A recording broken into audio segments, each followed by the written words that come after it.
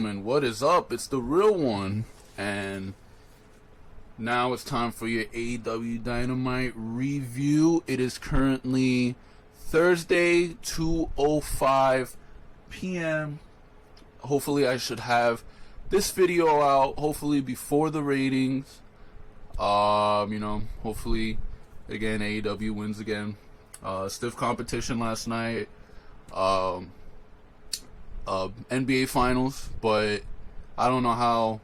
I mean, you knew the Lakers were gonna win. They're essentially gonna win the fucking series. So I don't know how you could. I mean, I like basketball, but I mean the Lakers are gonna win. So I mean, whatever. But so the NBA game was like the second hour of Dynamite, and so you could watch the first hour. But other than that, this is the show to watch, AEW Dynamite. Now, we're going to have a big 2 weeks coming up for AEW. Next week is going to be the 30-year anniversary for Chris Jericho. The show is looking good as well. And then you got the week after is the anniversary show, the 1 year beat.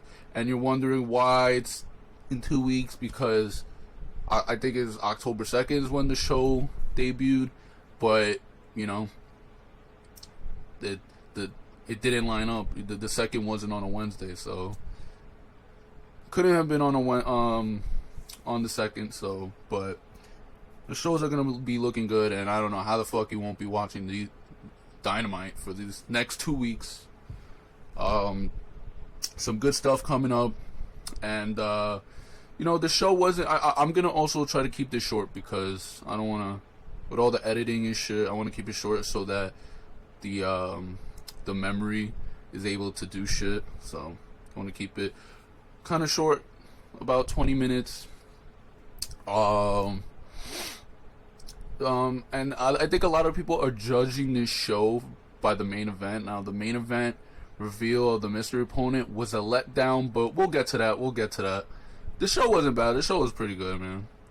And you had great action. You started off the show with Darby Allin versus Ricky Starks. Great match. During the match, at one point, Brian Cage. I was surprised to see Brian Cage. I didn't know if he was one of the people. Like, he wasn't feeling well last week, but I don't know if that's because he was in contact with someone with the COVID, or he just wasn't feeling well. Like, he got a regular cold or some shit.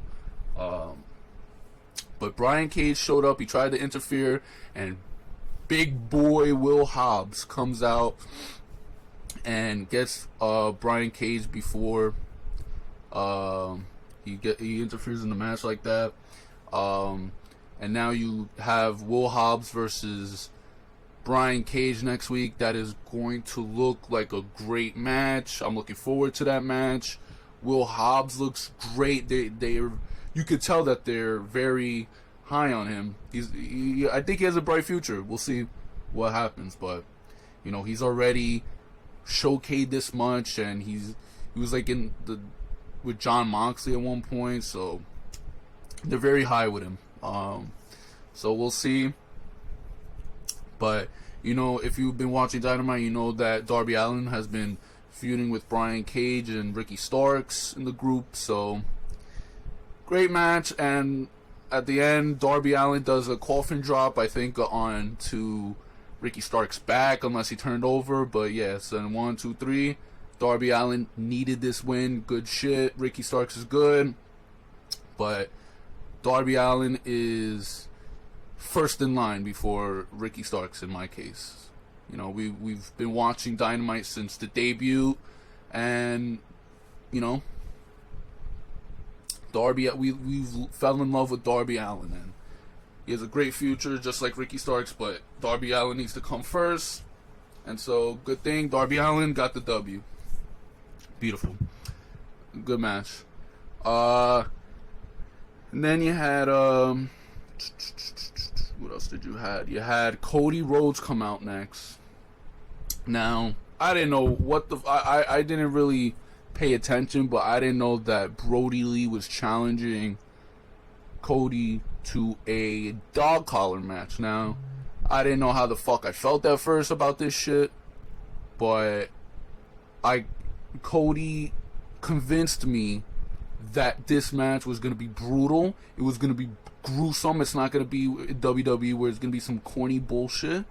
So this dog collar match looks to be brutal. He delivered an outstanding promo. You know, he's like, you know, I lost in 3 minutes, or I don't even, yeah, it was like 3 minutes or so. And he delivered a great promo. He said, he was like, no. And then he leaves the ring, and then he stands there, comes back, as in, hell no, I'm not gonna be responsible for what happens to you, or some shit like that. He delivered an outstanding promo, and then like a whole bunch of, and then Brody Lee comes out, and then there's a big brawl, and then they're trying to separate each other. Great segment. Cody Rhodes just in like not, it hasn't even been a 2-week build. It's like a 1-week build, and you're looking forward to this dog collar match, and it's gonna be bloody. It's gonna be gruesome. It's gonna be violent. It's not gonna be what you think it is. It's gonna be crazy, and I think that's the main event next week. So I'm looking forward to that match. That match is really gonna be great. It's gonna be really great, man. So then you had FTR versus SCU now. Okay, so before the match, I believe there was it was Tony Schiavone, and he was interviewing FTR about before the match and shit like that. And then out of nowhere, you have the heel Young Bucks. They super kick. I think it was just Matt, but I saw like I thought I saw Nick, but Matt Jackson super kicks Tony Schiavone out of nowhere, and then FTR is like, "Oh, what about us? Come on, super kick us." Blah blah blah. So that's what you see in the picture right there. So Matt, the Young Bucks right now aren't really on the show. They're just super kicking referees in this, and so I don't know. We'll see. We'll see where this goes. But then you had Hangman Page on commentary for this tag team match, SCU versus the FTR. Now, I didn't know that the titles were on the line, but the titles were on the line. And there had to be, it was like a 20-minute time limit for this match. But on commentary during the match, Taz, JR, and Excalibur, they announced that starting next week, I believe, that there will be an 8-man tournament match, and the winner and the finals will happen at Full Gear, and the winners of that will the winner will face Jon Moxley for a future title shot. Now, I had made a mix-up on Twitter. I had thought that the title match would be happening at Full Gear, but no, that's not the case. The finals are happening at Full Gear. Now, so far, the 3 contestants are Phoenix, Jungle Boy, and Kenny Omega. Now, Hangman Page was on commentary, and I think he like spit out his whiskey or some shit. He was shocked. He's like, he was still hung up about them being a tag team, and that's why he was out for this. He was on commentary for this tag match, and so he was surprised. And he goes backstage, he's all flustered, and he's like, "Oh, what the fuck? I thought we were a tag team and shit." And so it's like Hangman Page is living in denial, but that's that. Now my predictions is gonna be, look, I like Lance Archer, but I don't think he's going to beat Jon Moxley at the anniversary show, and I don't think that. Yeah, I don't think he should. I think Kenny Omega should be the one that takes the title off of Jon Moxley. Now, this is AEW. They're not gonna have like fucking Lance Archer take the title off, and then fucking at the anniversary show, then someone takes the fucking title off of him at like Full Gear or some shit. It's not gonna happen. So they're gonna have long reigns, and I think the best bet is Kenny Omega. Now, as terms of my predictions for the tournament, I don't know who else is gonna be in the match, but I have to think Hangman Page is gonna be in it, And if that's the case, then I predict in the finals at Full Gear, Hangman Page versus Kenny Omega. Now, I think that this would be a great fucking pay-per-view match. I think you would think Kenny Omega wins. So he faces Jon Moxley at Revolution or on the AEW special, or I don't fucking know. But this would be fantastic. And now I don't know if you want to do. See, with AEW, they're not keen. Like, they're not really good. Oh, rematch. So I don't know if I want. I would like kind of like them to hold off on Hangman Page versus Kenny Omega until Kenny Omega's title reign is almost over, and then you have Hangman Page get his revenge and take it off of him. Or you could still do that and have that one match at Full Gear. I don't know. I'd be excited for a Full Gear match, Kenny Omega versus Hangman Page. I would still be excited. That's a big match, pay-per-view match, and it would be so fantastic. And I don't know, some people are thinking that Hangman Page is going to get screwed and not even make it to the finals, I believe, or some shit like that. I don't know. I think Hangman Page versus Kenny Omega at Full Gear in the finals, I think that would be where your safe bet is money. And obviously Kenny Omega would win that one. But during this match, FTR versus SCU, they almost had it. But in the end, I think it was, Tully Blanchard swept, Scorpio Sky's foot. Yeah, he held Scorpio Sky's foot. He made him fall down. Then he was holding his feet. And then, who was it? And then I think it was Dax Harwood. He was on top of Sky, and he held his arms down like a smart motherfucker he is. That's a nice touch, holding his arms, and then you had Tully Blanchard holding his foot, and then Cash Wheeler helping Tully Blanchard, and that's how they stole the victory. Phenomenal, great ending, it was a great match, and oh man, that was great shit. Obviously, you know who the fuck was gonna win. Now, Chris Jericho versus Isaiah Cassidy. They did their best to make Isaiah Cassidy good. I still think Mark Quinn is the breakout guy of the group, but Isaiah Cassidy did look great. During the match, fucking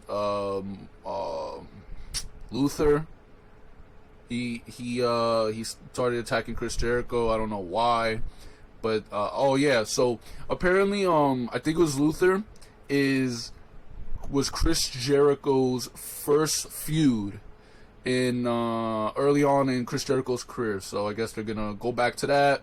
But Chris Jericho gets the W, and then after the match, Serpentico tries to beat up Chris Jericho. Like, they're beating each up as well. And so then you have that tag match for next week. I gotta see who the hell is in there. I think it's Jake Hager or Sammy Guevara. I think it's Jake Hager, but yeah, I guess so. You're gonna do a callback. That's nice, you know. And then you had what the fuck was it? I think it was FTR and Best Friends. They're in the back and they do a segment. They cut a promo, this and that, and then at the end, Orange Cassidy calls them a weenie. He just says weenie, and that's it. Orange Cassidy versus Dark Waters 10, and obviously you know who wins that one. Orange Cassidy. That was whatever. I mean, you like Orange Cassidy, and that was it. You knew who was gonna win. Then you had, as you're gonna see on my thumbnail, now is MJF going to join the Inner Circle now? You know that MJF has been wanting to join a group, a team, a faction. Now, will he join the Inner Circle? He brings gifts to the Inner Circle group, except for Sammy Guevara. I guess he forgot it. Like, I'll get you, bud. I'm sorry, asshole, or whatever the fuck. I don't know. But they do the whole shtick. Oh, do you want to join the Inner Circle? Do you want me to join the Inner Circle? They went like that, and this was for the 30-year anniversary. And now my theory, like from 2 weeks ago when he cut that promo, looks like Chris Jericho, MJF may join the Inner Circle now. he would be using the inner circle because that's MJF. And, I think Sammy Guevara, or whatever, they called him an asshole. And he was like, no, he's not that. He may be good, or, he complimented MJF at the end. And so it's looking more realistic that he joins the inner circle now. People are saying that maybe he's going to replace Sammy Guevara, especially after he forgets Sammy Guevara's gift. Now, I don't know. I don't think you need to get rid of Sammy Guevara, but I guess it would make sense because, look, MJF doesn't need a faction. He's great on the mic and shit and this and that. Now, Sammy Guevara, and also they're the young bucks of the. They would be the young bucks of the team and of the future of the company. I don't know how well Sammy Guevara would do as a face. And I don't know. I just don't know. I really like Sammy Guevara, and I don't want him to get lost in the shuffle. And so, I don't know. I don't know how well he would do, but that's what they're talking. Some people are saying that that MJF replaces Sammy Guevara. Nah, I don't know. But, so that was that. That was a segment. Obviously MJF and Chris Jericho are great. And then you had Britt Baker making her return to Aew Dynamite, and she was facing Red Velvet. It was essentially easy W, and Britt Baker won, and she looked better, and after the match she did she put her gloves on and put her hand in Red Velvet's mouth, and so obviously Britt Baker is the one to beat Hikaru Shida for the title. And that's that. She's the top fucking, she'd be the top woman. She's the only one, and then after that she could hold it for a very long time. And I don't know who the fuck would beat her. Maybe the Bunny Alley as a face. I don't know what the fuck they're doing with her, but yeah. So that was that. She took the easy W. Not debut match, but return match. Now, I don't know if I'm going to rant on this shit or not, but this was a very disappointing thing. So now, Eddie Kingston has great music. He comes out with Pentagon and Phoenix, and there's no Butcher Blade. And then so he cuts a promo, and then he's talking to this referee who stopped the match because Eddie Kingston passed out. Now, he's like, oh, what, we've been in this business for 20 years, this and that, what the fuck. And then Jon Moxley comes out, and so the way that they're facing, Jon Moxley's back is towards the entrance. And so Eddie Kingston's like, your opponent's not going to be me, Phoenix, or Pentagon.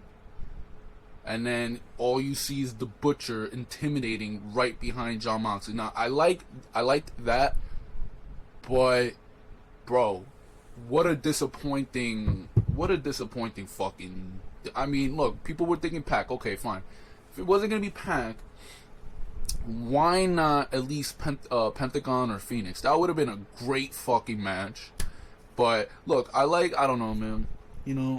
This is really frustrating. That was it was a real shit show. And I think that I don't know, for many people, it ruined the show because of the main event. It was that was a fuck up right there.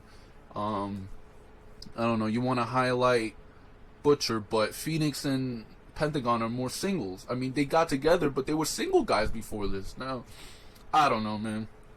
I don't know. I think that would have been better. Obviously the streets, they wanted Pac, but, obviously that didn't happen. I don't know what the fuck happened to Pac. Like, I know he was probably, he's stuck in, England, I think but I don't know when the fuck he's gonna come back, but, yeah. So, I don't know, that was really fucking disappointing, man. That was a real letdown. The match, oh, man, I think they had it was really, botchy, I don't know. It looked bad, and finally, after it was all drawed out and shit, Jon Moxley obviously won. Same move, and actually Butcher tapped out, so Eddie Kingston looked strong right there. Even then, he still looked strong, because he didn't tap out, but Butcher did, so... Yeah, that was that, man. It was very disappointing. So, but whatever. Next time I guess they'll know better. But you know, you want to showcase Butcher, fine. But match was pretty bad, and it was a letdown. So, you know, there you go. That was your AEW Dynamite review. Still a good show, but the main event really just fucked it up. But next 2 weeks are gonna be a new fucking shows, baby. They're gonna be great, and they, especially the anniversary show. You know, something's big is gonna happen. You know, they're gonna fucking save shit for the anniversary show. So I'm looking very forward to it. Chris Jericho next week, 30 years. Chris Jericho's fucking fantastic. So there you go. This was your AEW Dynamite September 30th review. No, I think it was September 31st. I'm not fucking sure anymore. But if you enjoyed what you see, I hope you leave a thumbs up, subscribe, share with your friends, family, and